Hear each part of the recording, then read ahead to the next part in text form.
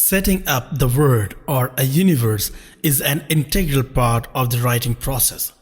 But writing the story is a part of the process that makes your word come alive. When you design a setting, you consider the context of your characters that live in, the tone of your story, the concerns you wish to highlight, and the issues at the heart of it. To create an engaging, believable story world or story universe, one must spend time developing their characters and characteristics. World building is intended to give the narrative or the story a structure and provide a fictional habitat for their characters to exist. To begin with, determine the fundamental laws and boundaries of your imaginary setting. Even if imaginary world is identical to ours, there will be rules. As a result, the rules are inevitable in the real world because most of the audience knows them beforehand. Fantasy setting or such world building allows the authorities to be different, and which can be part of the fun. Having a general understanding of what your main characters will encounter as they step into this new world will give you a better idea of your plot's world. Setting a book or a story in the real world and creating an entirely new reality are two very different ways of writing. Depending on how you want to make your world, you can answer several world building questions to help you. Make a decision where to begin. If it's the word itself, choose the most significant or weirdest aspect you want to be fascinated by.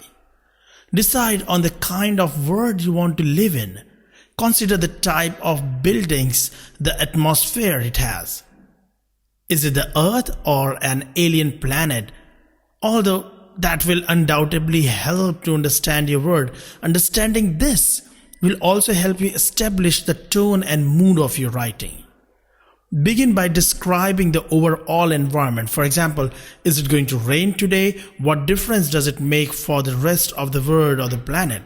Is it unbearably hot? What kind of natural resources does this location has? What kind of things people do? What do they do on this land? To understand the context of a creative idea, it is imperative to research and look at the existing environment and how it shapes the project.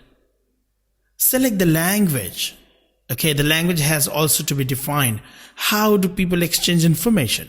Does the language has a common ground? There are any offensive words that we can't use? You have to think it through. Outline the values. What is believed in by all the people in this universe? Do they believe in God? What rules do they adhere to? For what do they pray? What do they sing? Just outline their values. What are their characters? Distinguish the law and the facts.